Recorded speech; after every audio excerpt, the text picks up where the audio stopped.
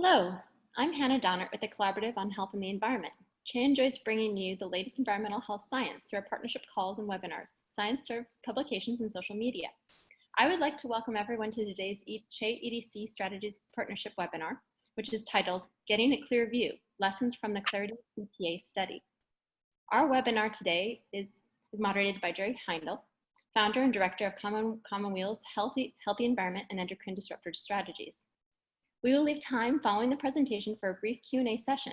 You may type in questions to the Q&A feature available on the menu bar at the top of your window at any point during the presentation. After the presentation, our moderator will read out questions for our speaker to respond to. We will get to as many comments and questions as we can during the Q&A period. For those of you called in on the phone, we have posted slides to accompany today's webinar on our website. You can download these by going to healthandenvironment.org.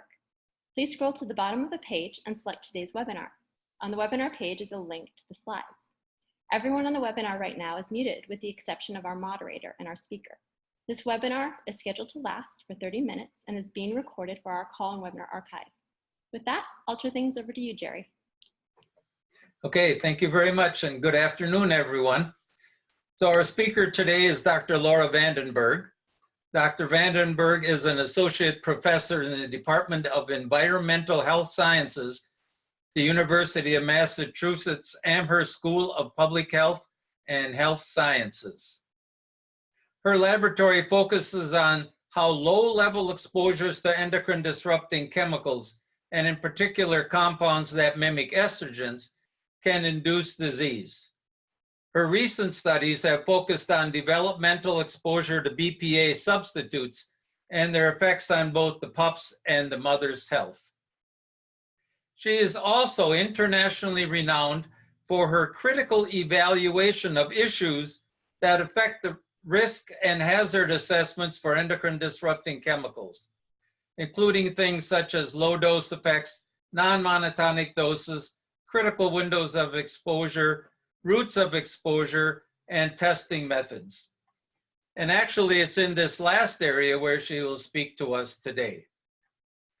While not a member of the CLARITY BPA program, Laura has been very interested in the results of the program, as well as assessing the importance of the good laboratory practices and guideline studies for assessing the toxicity of endocrine disrupting chemicals. She has written 2 articles that discuss CLARITY BPA, one with Gale Prince, Heather Pattisall, and Scott Belcher, who were all part of the study. And the one she'll focus on today, she co-authored with Pat Hunter and Andrea Gore, who were not part of the study. Thus, she will discuss today their views as outsiders on the lessons learned from the CLARITY BPA study. So Laura, I turn the program to you. Thank you, Jerry, and thank you for the more than 50 people who have logged in to watch this, this webinar. So I do want to reiterate what Jerry said, which is that I wasn't a member of the CLARITY BPA study, but I think that gives me an important outsider's perspective. So just a brief reminder, I'm sure everyone on this call is already aware of BPA and the fact that we are exposed to BPA as humans from a wide range of sources. Those of you who are interested in food safety know that BPA's major ability to get into food or into our bodies comes from food, but we're also exposed to BPA from a lot of other sources. And there's more than 100 human studies that suggest associations between BPA and human disease. And I've listed some of those here on this slide. There are a lot of review articles that have evaluated these various outcomes. And specifically in humans, we're looking at people who are exposed, just like you and me, from our everyday activities, often without knowing that they're being exposed to BPA. And while some of these studies are cross-sectional, so they're looking at BPA exposure at the same time that they're looking at disease, more and more studies are using the prospective design in order to evaluate whether there might be causal relationships between BPA exposure and human disease. So I'm going to give you just a very short explanation for how we use animals and animal studies in order to try to determine what is safe for people to be exposed to.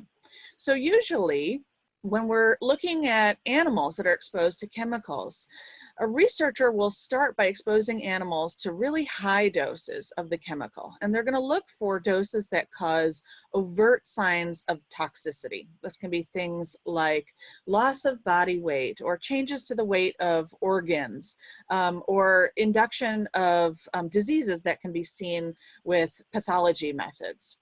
And they're going to identify doses that actually can kill animals, and then doses that no longer kill animals but do show those overt signs of toxicity. This will be the maximum tolerated dose, or the MTD. Researchers will then go to lower and lower doses until they identify a dose where no observed adverse effects are seen. That's the NOEL dose.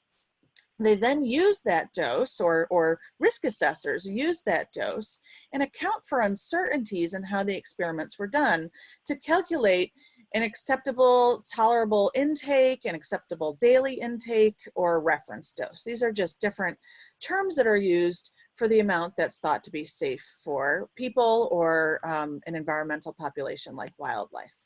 Now, this crash course is meant to remind you that usually these studies are looking at overt signs of toxicity, things that don't require a lot of technical expertise like a molecular technique, but instead are things that are almost visible to the eye, things like organ weight. These studies usually use really large groups of animals. And if they follow traditional guidelines, sometimes they're called test guidelines or guideline studies, they follow very prescribed protocols that have to be followed. So this is not hypothesis testing. This isn't what academics do in their lab where they're trying to understand some biological phenomenon. Instead, it's sort of a checklist that's followed in order to evaluate toxicity. And again, these are called test guidelines or guideline studies. So prior to the CLARITY study, there were a handful of guideline studies that had been done on BPA. And these guideline studies suggested that really high doses of BPA, like milligrams per kilogram, 50 milligrams per kilogram of BPA, were toxic and had effects on those guideline endpoints. Usually changing the weight or the histopathology of the liver and the kidney. In contrast, there were hundreds of academic studies. These are not guideline studies. They're referred to as non-guideline. And those studies had revealed effects of BPA on a wide range of hormone-sensitive outcomes like those listed here. And those effects were often seen at much lower doses. In fact, a lot of academic studies really attempt to look in the range of human exposure or human intake, or within an order of magnitude or two of that.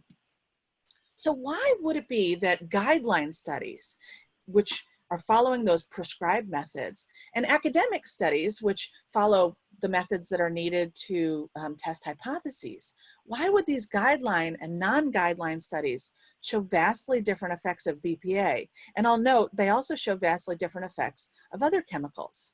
So it's been proposed that it could be due to striking differences in sample sizes. Guideline studies use really large sample sizes, like 50 animals per group. And academic studies have to use sample sizes that are dictated by power analysis to limit the number of animals for ethical reasons. It could be that there's differences in the sensitivity of the endpoints. Like it takes a lot of estrogen in order to change the weight of an organ, but much less estrogen in order to induce a disease. It could be that the outcomes that are tested in guideline studies are really good at evaluating toxicity, but aren't really relevant to the kinds of diseases that people get, versus academic studies are maybe not focused on overt toxicity, but are instead focused on relevance to disease. Or it could be differences in study reliability. Guideline studies are assumed to be reliable because the outcomes have been validated by international organizations, versus perhaps the academic studies are not really precise, or they're not accurate in their ability to measure these outcomes. So any of these are possible, or maybe the differences between guideline and academic studies and why they find effects of BPA, maybe that could be due to a bunch of these different things.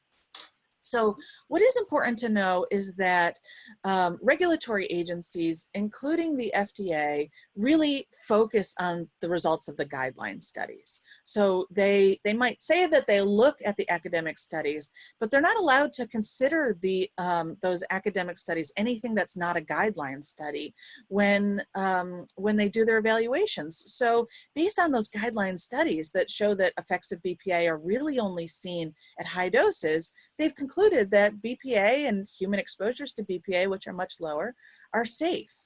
And yet this controversy continues because a lot of the academics that have done this work, academics who are in other fields but have carefully reviewed the work, as well as scientific societies, continue to disagree with this regulatory decision making. That's where CLARITY BPA comes in. This was a study that was really meant to link together a guideline study conducted by experts in doing guideline studies at the FDA and at the National Toxicology Program, but pair that guideline study with academic endpoints, with non-guideline endpoints. This would let us to address whether it's an issue of bias in academic studies, lack of validity in those academic studies, like failure to blind when evaluating outcomes, or is it due to the fact that perhaps the academic endpoints are more sensitive or more disease relevant than the guideline studies. So this is the beauty of the CLARITY BPA approach. And this beautiful figure that was assembled by Pat Hunt and others in her lab illustrates how you can look at the exact same organs, and you can look at them from the perspective of a guideline study. Like, you can weigh the brain, you can look for compression of certain parts of the brain or hemorrhages in certain parts of the brain. Those would be the guideline outcomes.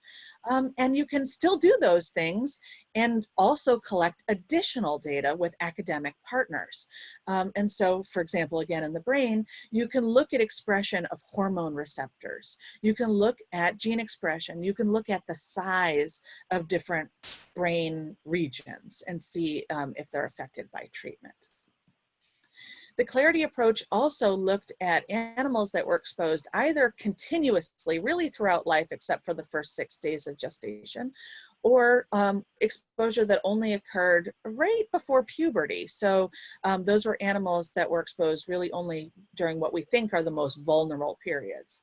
And then the academics had tissues that were collected at various different ages, but in the guideline study, tissues were collected at either 1 year or 2 years of age. And then in the paper that Jerry mentioned that I co-authored with Pat Hunt and Andrea Gore, published in Nature Reviews Endocrinology, there were effects observed in the FDA's guideline study. There were effects of BPA, and in fact, there were effects seen of BPA even in the low dose range. And I'm going to just review a couple of these that I think are the most important and most concerning. Several serious adverse effects were observed in that guideline study. One was an increase in cancers of the mammary gland. This was seen at the lowest dose only in the animals that were exposed during the vulnerable period, not in the animals that were exposed throughout life. There was an increase in inflammation in 2 lobes of the prostate, again at the lowest dose in males that were exposed continuously throughout life. And inflammation in this lobe, or in the prostate in general, is a risk factor for cancer. There was serious kidney disease observed, again, in females at the lowest dose when they were exposed continuously throughout life. And there was also what is consistent with obesity in one of the lower doses, but not the lowest dose. Again, in females, this manifested really in adult females when they'd been exposed continuously. this is one of those examples, the increased mammary cancer that was seen, again, at the lowest dose, although you can see in every BPA group, there's a higher incidence of this mammary cancer than there was in the controls. It's just only significant at that lowest group. And again, that increased inflammation in the prostate, a risk factor for cancer, really is only seen in the core study in that lowest dose group. And again, these are just two examples that I've taken from the FDA's guideline study in the CLARITY study. So we concluded that there are serious effects of BPA that have been reported in the guideline study, the FDA's core study. And yet this contrasts with the FDA's conclusion, which said the results of the core study indicated that BPA produces adverse effects really only at high doses and not in the low end of the dose range that was tested, consistent with its activity as a weak estrogen. So that's the FDA's conclusion. So why is the FDA not paying attention to those two graphs that I just showed you, as well as other effects that are seen in the low dose range? And one reason why is that there is an expectation based on what I told you about how guideline studies are run, that at higher doses, you're expected to see higher effects. When in reality, what they're seeing, and this is consistent with what we know about how hormones can act, at least on some outcomes, as well as how we know that some endocrine disruptors act on some outcomes, that there's bigger effects often seen in lower doses than there are at higher doses. And there are a bunch of reasons why this can occur, and I'm happy to address them if anyone would like to talk about that. So I do want to point out that finding anything in low dose groups of the guideline study that was done here by FDA is surprising, because like I said, there were already several prior guideline studies that had been done on BPA, and they had concluded that there were only effects in the high doses. So seeing anything in the low doses in the guideline endpoints is really striking and should be given some attention.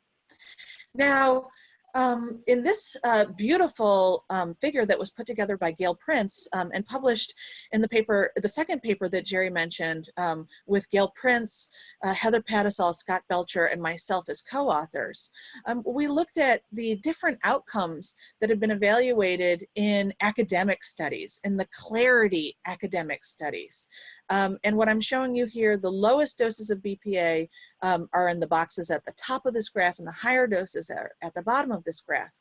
What you can see from this heat map plot is that there were effects seen as indicated by red and green. Those are just effects in the opposite directions on many of the outcomes based on what had been published at that time. And since 2018, in the last year, several more papers have been published on the CLARITY study. There's one such example. This is work from Gale Prince's study. So complementing what was in the guideline study, the FDA's part of CLARITY, Gale was looking at neoplasia, so those are early cancerous or precancerous lesions, as well as adenocarcinoma. This is actual cancer of the prostate. And in figure A, what you can see is that both in the low dose, the 2.5 microgram per kilogram dose of BPA, which is the solid gray bar, as well as the two higher doses of BPA that she looked at here, there was a significant increase in this neoplasia that was observed in the CLARITY rats. In panel B, what you can see is that cancer, adenocarcinoma, was observed significantly increased only in that low dose group. So this is entirely consistent with what was seen in the guideline studies, the siblings of the animals that Gale looked at here. Example 2, I didn't want to be able to show you figures from these papers because there are 7 academic papers from the CLARITY study that looked at different outcomes relevant to brain and behavior, and I've listed those studies down here. You can see they started rolling out in 2015 and they're continuing to come in 2019. These studies have looked at different aspects, including gene expression, the size of brain regions, the expression of hormone receptors, and epigenetic markers, and they are also showing effects of BPA at low doses. So we wrote at length about how CLARITY was an imperfect study. And it should not shock anyone who is a practicing scientist that every study really is an imperfect study. And we talk about our concerns with CLARITY, things like gavaging animals, that's force feeding animals a chemical every single day, stresses them, and it changes the way that they respond to chemicals, especially hormonally active chemicals. We were concerned that some of the animals that were not supposed to be exposed to BPA may have been contaminated by BPA, which makes them really poor controls for comparisons. I wrote at length about how this study included a positive control, ethinyl estradiol, but the effects that we're seeing for ethinyl estradiol do not match prior studies conducted by the same group, a guideline study, 2 guideline studies on ethinyl estradiol. They're showing different effects. And I also think it's important to note that some of the academic studies, including Gale Prince's study, had smaller sample sizes than what those academics felt that they needed or had calculated that they needed to evaluate their outcomes. And yet, I think that we can draw some conclusions from this CLARITY study. In spite of the fact that there are differences in sample sizes, I don't think that that explains why we have seen effects in the guideline studies only at high doses and why in academic studies we've seen effects at low doses. First of all, because here in this guideline study, we are seeing effects at low doses. What I think can explain the difference between what's been seen in non-guideline and guideline outcomes does have to do with the sensitivity of those endpoints. And I think the relevance of these different endpoints to disease is something that we need to keep discussing. So is weighing the prostate the right way to look at disease? Or should we be looking at neoplasia, adenocarcinoma, and inflammation?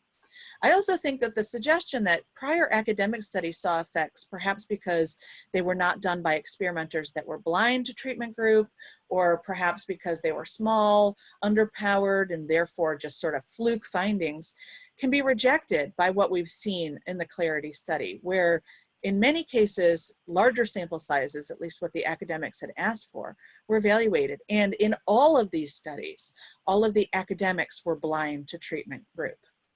So there are some conclusions we can draw. From the guideline studies, there were serious effects that were observed at low doses. These have been ignored or dismissed by the FDA, either because they weren't observed at high doses, so they didn't display that expected dose makes the poison dose response curve, or because they were only observed in the animals that were exposed during early development and not in the animals that were exposed continuously. To me, this generates new hypotheses about why early exposures might produce different effects than continuous exposures, but we would have to test them. Still, there are serious effects that were observed in the guideline outcomes.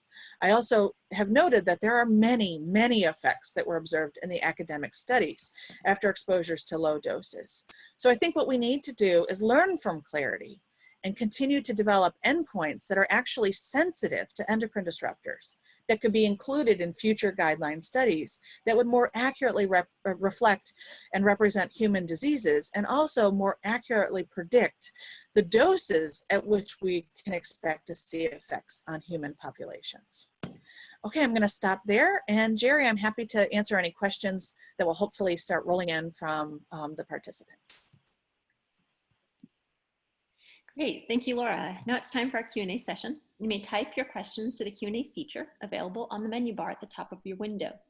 We will get to as many comments and questions as we can. Jerry, I'll pass it off to you, and yeah, feel free to type in your questions in the Q&A. Okay, thanks. So the first question has to do with blinding. I know that was a really important part of the CLARITY study, and it seemed like the FDA had this feeling that academic studies don't do blinding right. Can you address that?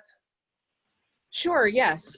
So I think blinding is a really important aspect of a good, reliable study design. So for those of you who don't study animals or maybe aren't practicing scientists, if you're going to be blinding your studies, what's important is that that the researchers who are doing the studies don't know what treatment any of the animals that they're looking at have been given. or if you're taking tissues from those animals to analyze molecularly or histopathologically, you don't know who's been exposed to what. Therefore, you can't introduce a bias by what you're hoping to see or what you're hoping not to see. In order to make sure that the pathologist can pick up some effects, you also need to include a positive control. And it's best if the pathologist doesn't know which are the positive controls, to see, are their eyes sensitive enough to pick up those animals that should have effects, and not see anything in the animals that should not have effects. So the assumption has been that academics don't blind their studies, and I think this is patently false. When now people are trying to go back and look at academic studies, what they're finding is that oftentimes academics don't report whether or not they blinded their animals, which is really unfortunate. And hopefully, as people become more and more familiar with what's needed to later on do a systematic review, more academics will report how they blind their animals and that they did or did not. But when you reach out to them, if you're doing a systematic review and you try to reach out to authors, they will often verify that yes, they did blind their analyses. The question that's written here is asking how often roughly do academics blind their studies. I don't know the answer to that. With BPA, I would guess that at least half of all of the studies that we've seen previously are blinded, but probably more. It's important to keep in mind that guideline studies are not necessarily blind. So Tony, who's asking the question, said that in some of those guideline studies, they've told us that they weren't blind. In the CLARITY study during histopathology evaluation, we do know that not all analyses that were conducted blind, but all of the academic outcomes were conducted blind. So take that for what it's worth. What I would say is blinding needs to be done. Okay, the next question has to do with the adenocarcinomas in the mammary gland. And do you have some kind of an idea why that might happen only in the stop group and not in the continuous exposure group? That's, you know, I think strange. Yeah, this is really fascinating. So there are some people that have suggested that you might only see an effect during a vulnerable period because of some sort of epigenetic marker that could be different if the animal continues to be exposed, and that your epigenetic marks are focused on hormone receptors or on genes based on early, like cancer promoting genes based on early exposure, but then different things are marked based on continuous exposure. That's a possibility. It's also possible, or it's been suggested, that there's some sort of like an adaptive response. I really hate that term because I think it implies that we know something about how to protect ourselves, and that's pretty anthropomorphic for what mechanisms are occurring as we continue to be exposed to chemicals. But I think it's possible that that metabolism or metabolic outcomes are changing throughout development. We know that they are. And that provides some metabolic change that's protective if you're continuously exposed.